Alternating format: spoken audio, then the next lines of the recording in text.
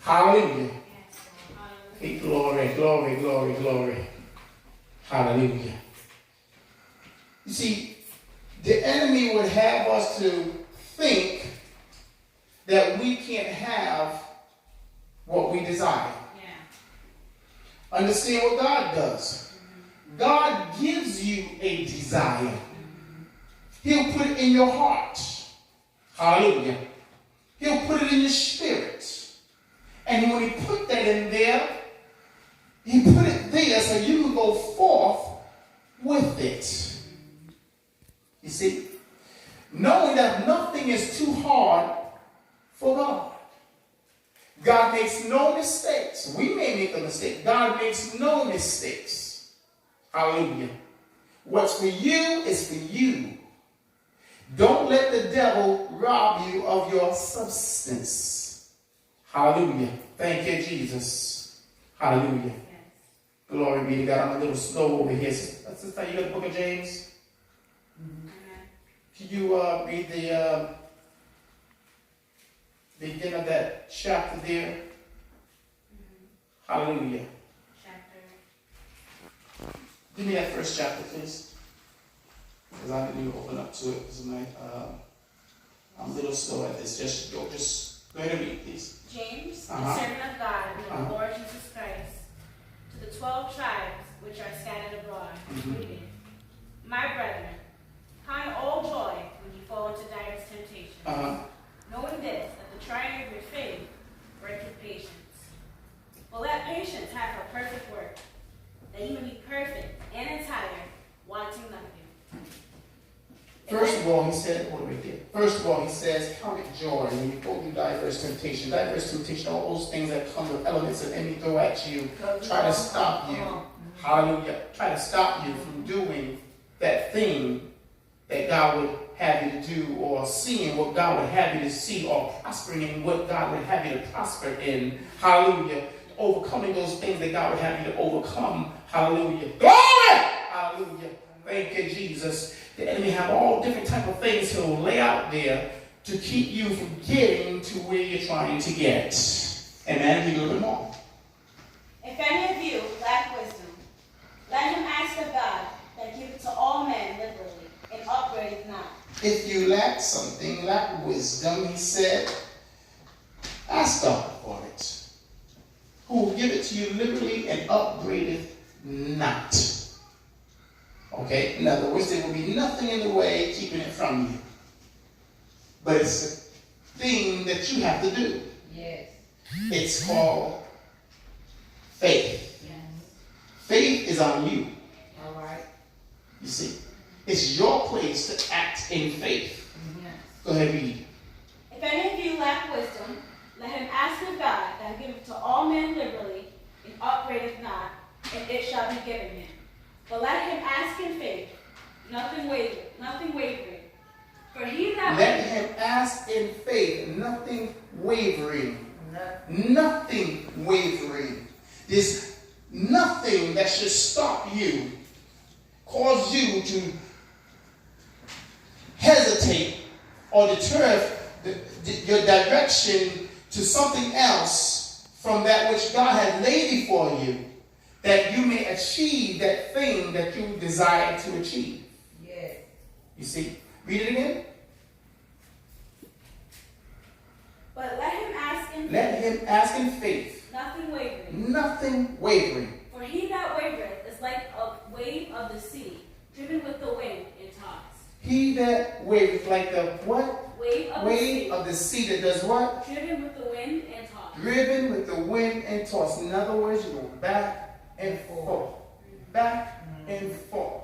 Just like a ship on the water when the wind's blowing and it's trying to stand up straight, but yet because of the force and because of the shape of the boat, it only can swing back and forth. Now, if it had been squared off on the bottom, it would completely tip. My Lord. You see, it would completely tip. But because it sits with an angle in the bottom of it, it rocks. Mm-hmm. And that's what we would do. We would go back and forth.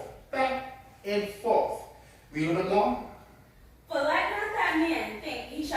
let not that man think that he should receive anything from who? The Lord. Why? Because your faith is not anchored. Yes. You see how that ship goes back and forth? You see? It's not anchored. It's trying to go up the coast somewhere, but it's not anchored. Yeah. So if it's not anchored, you're going back and forth. Back and forth. Now, watch this. Read a little more. A double-minded man is unstable. A double-minded man is unstable in all of whose ways? His ways. So now, if you're going back and forth, it's indicating that your mind is not made up. You're going from one thought to another. One thought to another. And if you're going one thought to another, you're double-minded. And you're unstable in all of your ways.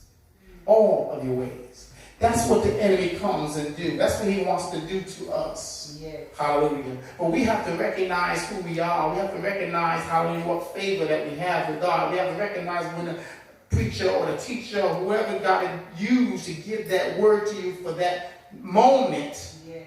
you got to be able to walk out and acting on it. Acting on it.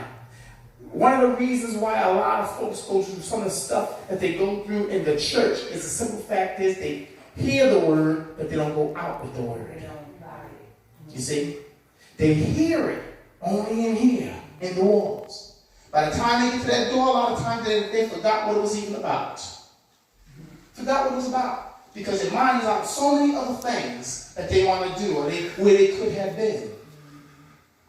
Since the enemy put there to sit that out of them, to steal it from them. You see, oh, I got something to do at such time. Oh, I got, and while they're doing that, that word is just being sifted up out of them, just snatched from them, because they can't keep their minds steady. It's not anchored in the word. All right. But when it's anchored in the word, hallelujah. When it's anchored in the word, you can go out of this place and say, this is what the man of God said, and this is what I'm going to do. I'm coming to my substance.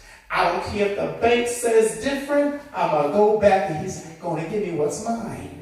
That's how it works.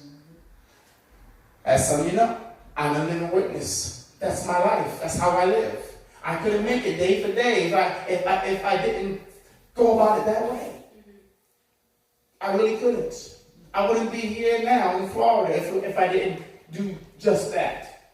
I came all the way from Rhode Island and I heard God tell me to come out this way. And when he told me, told me to come out this way, people thought I was crazy. They thought I was crazy. And I said, well, I got to obey God. And when he told me, let me tell you what he said. He said everything will be set up for me. I didn't have to go through all the channels that folks go through to get their homes and et cetera, et cetera. It was just me, my baby girl there, and my wife. Driving down the highway. Made it all the way to Georgia. Got to Georgia, hallelujah. They was in Georgia for 4 or 5 years. Got to Georgia, that's where God has first stopped me at. And when I got there, hallelujah! When I got there, hallelujah, I had someone out there who I thought that would be some help to me. You see, I thought he would be some help. Asked him to pray with me on this property. We stayed in a hotel for about a whole month. And God was just making a way for us.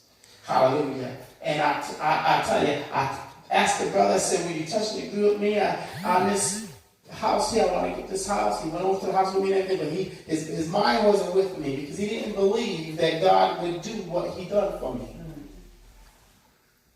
To have no money and able to stay in a hotel and still have the heart to go to the bank and tell them what I wanted. Hallelujah! Thank you, Jesus! Hallelujah!